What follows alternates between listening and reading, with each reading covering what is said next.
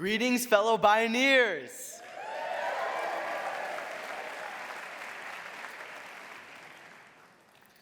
My name is Asa Miller. I am a senior at Edgemont Junior Senior High School in Scarsdale, New York.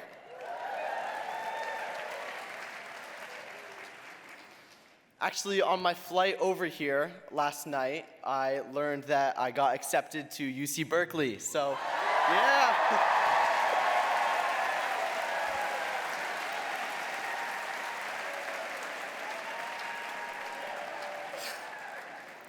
Thank you.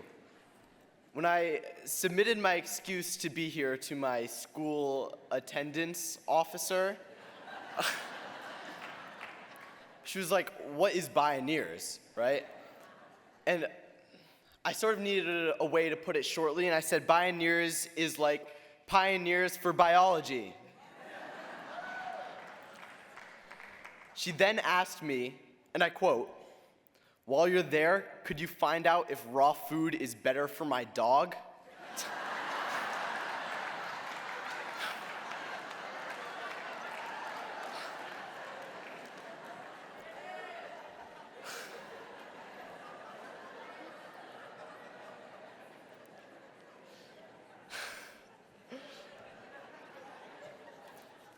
So now I'm here for my speech and to find out if raw food is better for dogs.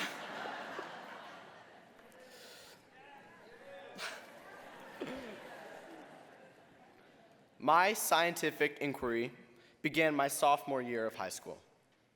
I enrolled in a class in my high school called Science Scholars, and the premise of the class was to pick a research topic and conduct an experiment on it with a mentor, whether in the lab or in the field, and then present your findings to various science competitions. I already knew that I wanted to work with the ocean. Throughout my life, the ocean has been my home. Little me with long, blonde, curly hair loved to frolic in the waves, capturing and studying hermit crabs that would, leave scars on my fingers with their claws. I was the epitome of innocence, except, of course, for those poor hermit crabs. The time I didn't spend in the water, I would maintain many aquariums I had assembled in my bedroom. My grandmother, so often charged with my care, would tell me stories of the turquoise waters and the vibrant sea life in our homeland of Cuba. I took interest in scuba diving and began my certification in New York State. I could only imagine how Cuba's gorgeous, sparkling reefs compared to New York's cold, disgusting waters.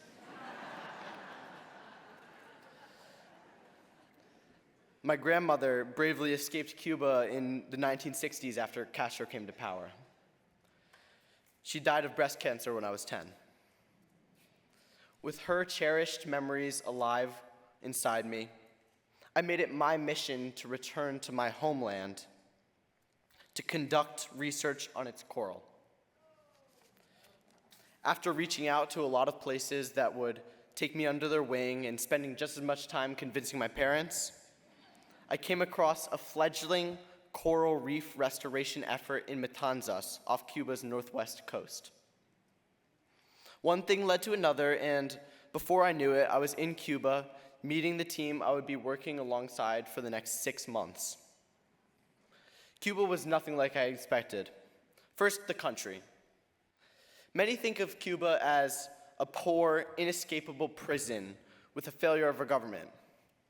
Residents are seeing their infrastructure crumble and food supplies dwindle, and that's only when the neighborhoods are not bathed in a nationwide blackout. Yes, this is partly true.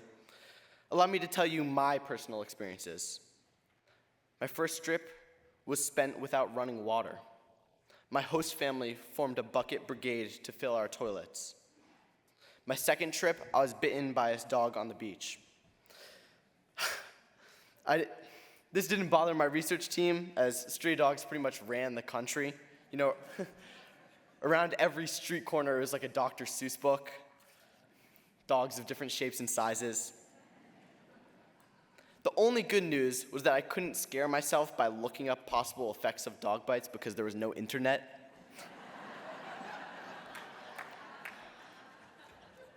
If anyone sees me foaming at the mouth at any point during this speech, feel free to call 911.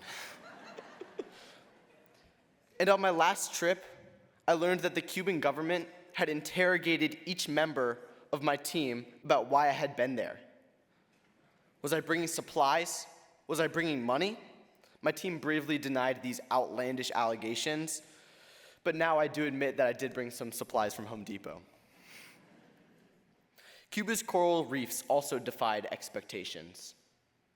Despite my grandmother's memories, Cuba's coral was dying. It has survived global bleaching for a very long time, thanks to Cuba's strong marine protection and scant industrial waste. But ocean temperatures have gotten so high that Cuba's coral is no longer immune. The reefs in which my team worked resembled a cemetery of tall white stones, twisted monuments to an age of splendor and beauty. Developing countries like Cuba, responsible for only a tiny fraction of the world's greenhouse gases, contain 60% of the world's coral. These countries disproportionately feel the effects of global warming and don't have the resources to address it. But here is the real surprise. The injustice of their situation didn't seem to matter to my team in Cuba. They had built coral nurseries from bed frames and old PVC pipes. They had armies of school children transport coral fragments from shallow water to the coral nurseries. During the time I was there, my team in Cuba successfully harvested 360 coral fragments from 9 coral nurseries, of which 91% showed no signs of bleaching. Yeah. Those coral fragments have now been hammered back into the reefs and are just now beginning to grow.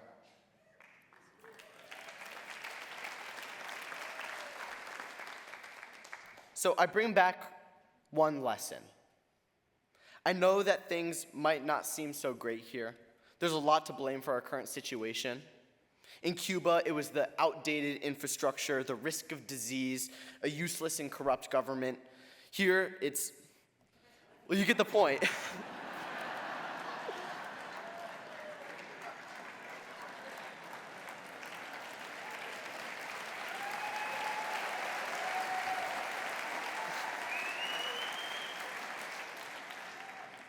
Change cannot just be about advocating for environmental justice. In Cuba, it was about taking responsibility and making change in the world right in front of you, right here, right now. I want everyone to close their eyes for a minute. Think about this. What is your issue? What is the environmental problem that you most want to solve?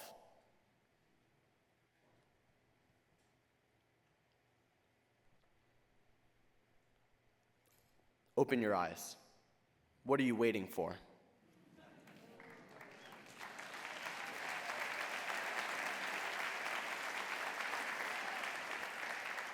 Thank you, everyone.